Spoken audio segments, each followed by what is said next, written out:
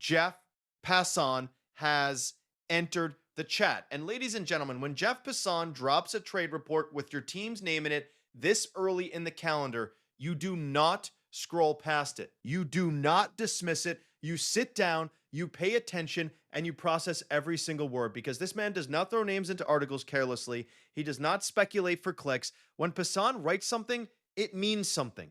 And what he wrote about the Toronto Blue Jays has this entire fan base buzzing, debating, and frankly, a little bit stressed. What is going on, Blue Jays Nation? Welcome back to Blue Jays Hub. I am AJ Ellie Maestro, your unfiltered, zero corporate spin guide to everything happening in Toronto Blue Jays baseball. And today we have GAT to talk about this Passan report, because the names involved, Sandy Alcantara coming IN, Kevin Gausman potentially going out, are massive, absolutely massive.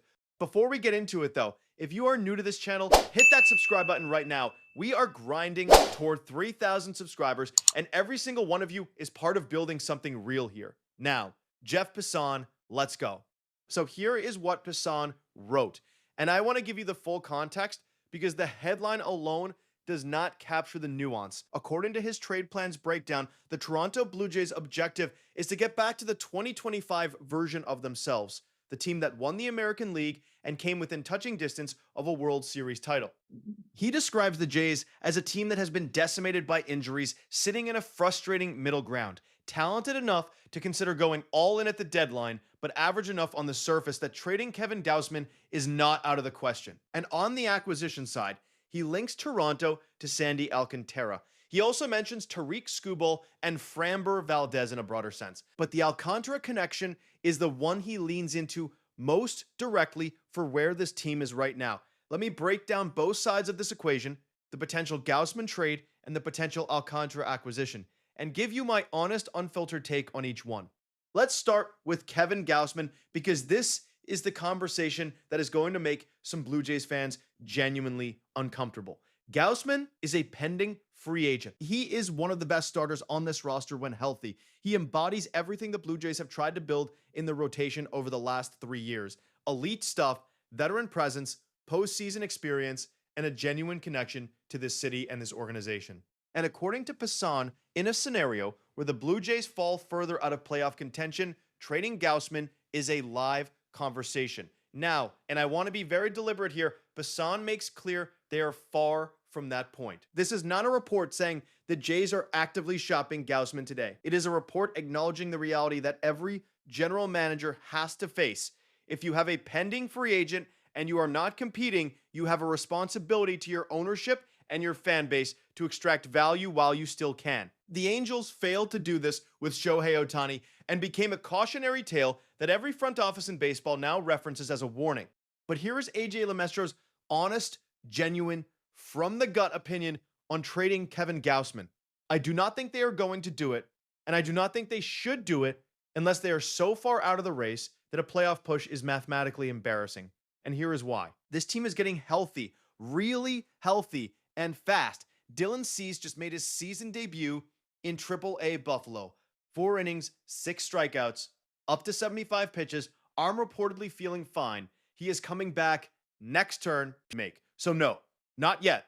Not unless everything falls apart in a way nobody is currently predicting.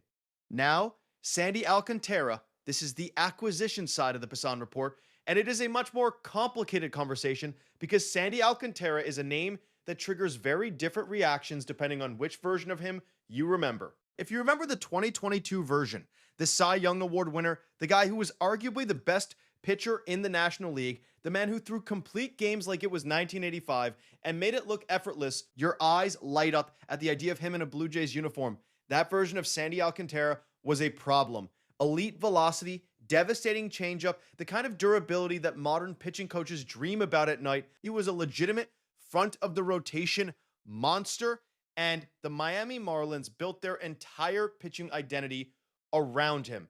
The problem is that man has not shown up consistently since. This year, Alcantara is sitting at a 4.59 ERA across 82 innings. He has not been dominant. He has not been the Cy Young version. And while the raw stuff, the arm talent, the velocity, the movement reportedly remains elite, the results have been frustrating, and the injury history over the past 2 seasons has been a legitimate concern. According to reports that have been circulating since the offseason, as noted by Bob Nightingale among others, the Miami Marlins are actively entertaining offers for Alcantara, Edward Cabrera, Cal Quantrill, and Anthony Bender. The Marlins are in full teardown mode. They moved Jesus Sanchez. They are moving pieces. And Sandy Alcantara, as the crown jewel of whatever the Marlins still have to offer, is clearly available for the right price.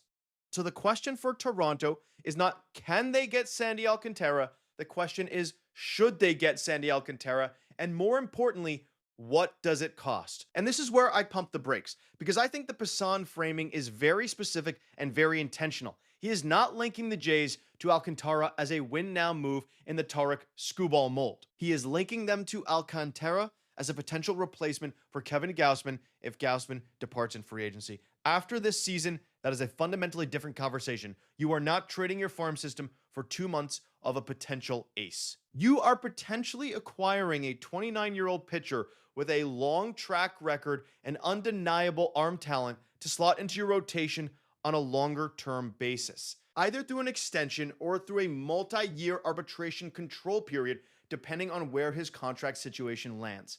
That version of the Alcantara conversation makes significantly more sense to me, not as a rental, not as a panic move, but as a calculated long-view acquisition that addresses what the rotation might look like in 2026 and beyond. Here is my honest AJ LeMaestro assessment of the Sandy Alcantara question.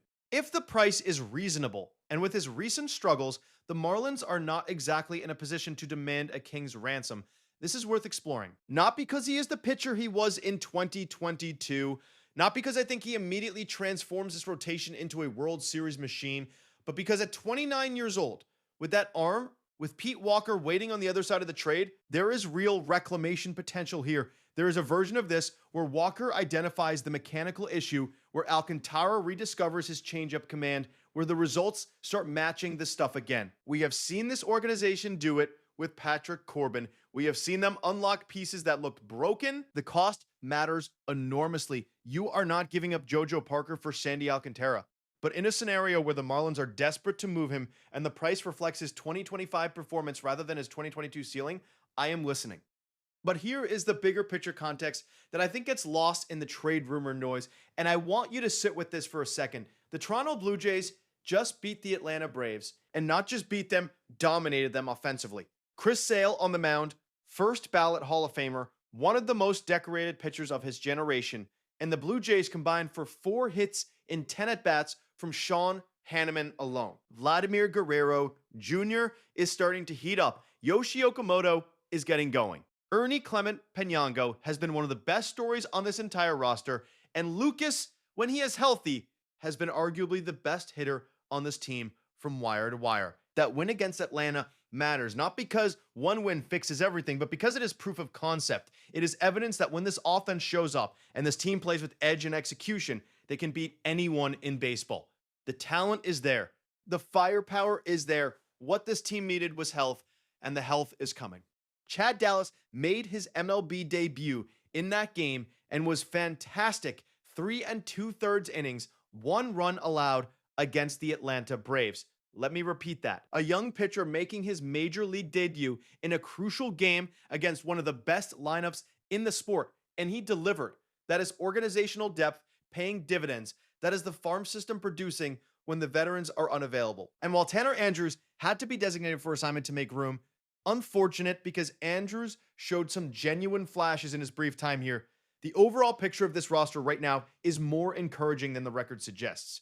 Simeon Woods Richardson is also set to join the team in Toronto, with the corresponding roster move expected imminently as the Jays figure out the logistics. His first start for this club is coming, and while expectations need to be grounded in reality, the man had a 7.74 ERA in Minnesota. We are not expecting a sudden transformation. The simple act of having a starter available to eat innings and save the bullpen is more valuable in this moment than any fantasy about what he used to be as a prospect. And then there is Alejandro Kirk, who has a scheduled day off before catching for Dunedin the following day. According to Ben Nicholson Smith, the benchmark for Kirk's return is simple and clear. Once he is catching back-to-back days at the professional level, he is MLB ready. Every day that passes is one day closer to that threshold.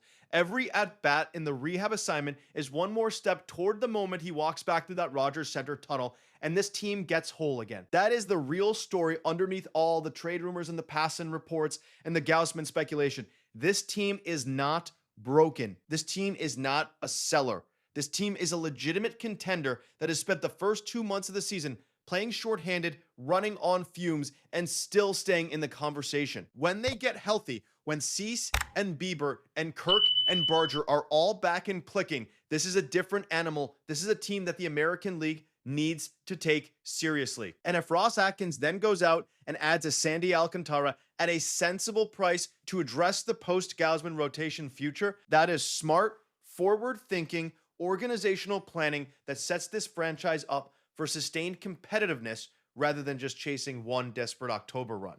The Jeff Passan report is not a doom signal, Blue Jays Nation. It is a roadmap, and right now, the road is pointing in the right direction. All right, that is going to wrap it up for today's episode of Blue Jays Hub.